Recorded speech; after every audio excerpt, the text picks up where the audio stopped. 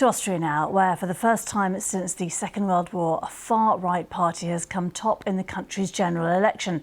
Projected results give the Freedom Party just over 29% of the vote, more than 2 points ahead of the ruling Austrian People's Party on 26.5%, with the Social Democrats in third. But this isn't enough for the Freedom Party to secure an outright majority, with all the main parties ruling out any coalition, which includes the FPÖ leader Herbert Kickl. Austria's president has called for negotiations in order to find a compromise.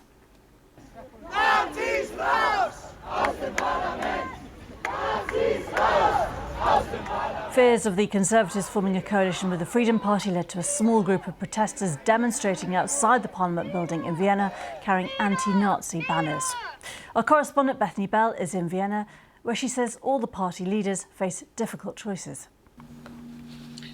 It means a very complicated situation for Austria's political parties. The Freedom Party has said it wants to have the chancellorship. It says it is ready to speak to all parties, but the question is whether all parties are willing to speak to the Freedom Party. Mr. Kickl, the leader of the Freedom Party, is a very divisive figure, and all of the other parties who will be in the next parliament have said they don't want to form a coalition government that is led by Mr. Kickl. The Conservatives have suggested they could be open to an alliance with the Freedom Party, but not with Mr. Kickl. Mr. Kickl, though, so far has said very strongly that he wants to be the next Chancellor of Austria. He wants to be, in his words, a Volkskanzler, a people's chancellor. And that's a phrase that worries some Austrians because it was used to describe Adolf Hitler in the 1930s. And what does the Freedom Party want? What are their policies? What is their platform?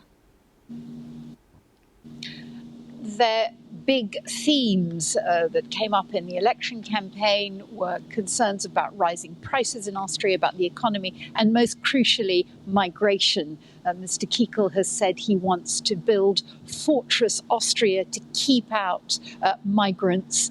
And this has been a very, very big theme for them. Also, he's expressed concerns about the state of Austria's neutrality.